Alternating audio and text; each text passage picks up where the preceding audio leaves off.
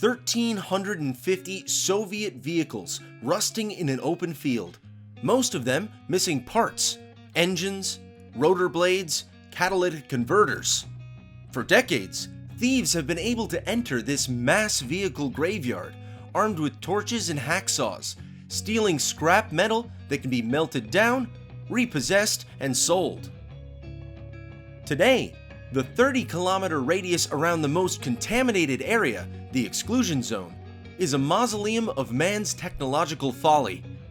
Its ruination has become a symbol of the failed utopian ideals of the Soviet Union, a warning of humanity's capacity to wreak ecological havoc, and a reminder of both our fragility and resilience. Since the open-air vehicle storage facility failed to meet minimal safety standards, officials decided to build a safer facility for radioactive waste that could last more than 300 years. The decision to construct an industrial complex within the exclusion zone for the decontamination, transportation, treatment, and disposal of radioactive waste from the areas contaminated in the aftermath of the accident at the Chernobyl nuclear power plant, the project's long title was given the simple codename Vector, was officially approved in 1988. Vector's location was decided on in 1991, after the dissolution of the Soviet Union. The site chosen is just 1 kilometer from the original vehicle graveyard in Buryakivka. As for the radiation level at the moment, it's not high, but several PTSs and a couple of armored personnel carriers emit about 20 to 60,000 micro-R per hour. It's all about the dirty tracks, which were never washed after the accident. Actually, for this reason, the technique is here. It's a well-known fact that a huge amount of equipment took part in the elimination of the accident. All sorts of machines were involved in the work, from ordinary buses to robotic systems. It was necessary to clean the equipment from radiation dust and pollution after some time, but in the end, so much radioactive substances accumulated in the metal that further, not even a short-term stay in the cabin of such a tractor or crane became impossible. Therefore, the burial ground became the last refuge for this technique. Some of the machines were buried in the ground, but thousands of units were involved in the elimination of the accident, and it was expensive to bury everything in the ground. Therefore, it was decided to make sites for the storage of radioactive equipment.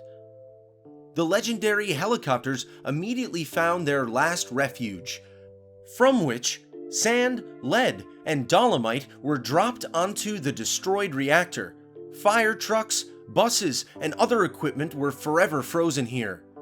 Especially worth noting is military equipment, which was used most intensively in the year after the accident. Rosoka has deployed engineering vehicles for clearing, armored repair and recovery vehicles, floating tracked transporters, wheeled armored personnel carriers, chemical reconnaissance vehicles, and many other types of special equipment. A few words deserve the legendary clearing vehicles, IMR-2, assembled on the basis of the T-72A tank. They were used for radiation reconnaissance around the walls of the damaged reactor. They were used to clean the area of debris scattered by the explosion. These machines helped in the construction of the first, or as they called, the pioneer walls of the future sarcophagus, which gave people the opportunity to come close to the destroyed reactor and start building the shelter object. From the USSR, it was the only machine adapted to work in an area of high radiation pollution. For a scrapper, the kilometer-long Rosoka field is a gold mine, even though recent aerial images show that a number of vehicles have finally been relocated. There are still plenty sitting around in the brown grass, and an unknown number of vehicles buried underground. It's the vehicles that were buried that were said to have been the most highly contaminated with radiation. The open field at Rosoka is a grim burial ground, where there was never supposed to be anything other than a temporary emergency storage. The foreman tasked to seeing to it that no scrap scavengers stole any radioactive metal from the site told a filmmaker in 1999, "We're waiting for the completion of Vector." But construction on the site didn't begin until 1998, a decade after the plan was approved. In the meantime, radioactive metal has been scrapped and stolen. On September 11, 2009, Ukraine's security services, SBU, stopped a truck carrying 6 passengers as it attempted to leave the Chernobyl exclusion zone. The truck happened to be carrying 25 tons of radioactive scrap. The level of radiation emitted by the scrap was 13 times higher than what was advisable. An SBU investigation revealed that police officers tasked with patrolling the inside of the exclusion zone had conspired with the scrappers. One deputy SBU chief was also in on the plan. The first fully functional phase of Vector wasn't operable until 2007, almost 20 years after the facility's construction was first approved by authorities. Even Natalia Rybolka from State Nuclear Inspectorate of Ukraine has acknowledged that the delay of Vector's implementation due to insufficient financing for Stage 1 resulted in a lack of possibility for improvement of the radiological situation inside the exclusion zone. Right now, plans are for an interim 100-year repository for high-level radioactive waste is the priority for the site's development. Russia's Mayak facility is currently processing the spent fuel reactors that will eventually be transported back to Vector's disposal facility. On April 28, 2015, a serious forest fire broke out in the exclusion zone. The Chernobyl Pushka forest was in flames inside the obligatory resettlement area, where no humans are allowed to live, and rapidly spread very close to Buryakivka and its enormous vehicle scrapyard. People feared that the Rosocha graveyard could be consumed by the flames, and that the smoke rising from the fire could carry those long-settled particles of SR-90 and CS-137 away to a place where people still live. The flames narrowly missed Buryakivka.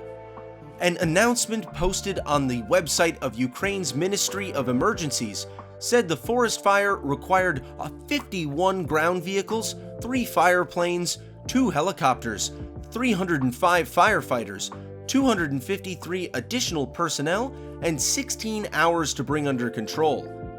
The fire spread across 40 hectares. Authorities assured the anxious public that there was no spike in radiation. Nobody really knew exactly what needed to be done in the Chernobyl cleanup effort. At first, the Soviets tried to use robots to clean up the material on rooftops. They even used a valuable lunar rover, which was one of several rovers the Soviets designed to explore the moon.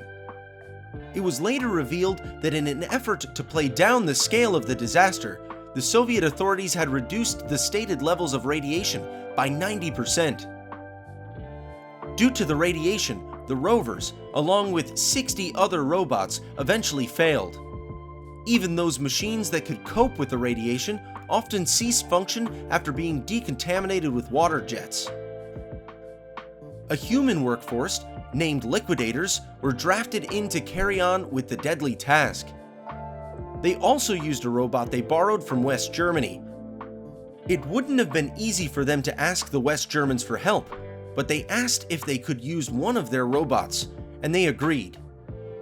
So the West Germans thought it was fine to lend them their robot, but as soon as the Joker got up on the roof, it trundled forward a meter or so, and then died. Later, it was dumped in a forest. We hope you liked the video, and we want to know which was your favorite. And don't forget to give this video a thumbs up, and hit the subscribe button and bell down below if you want to make sure you never miss out on important new information like this.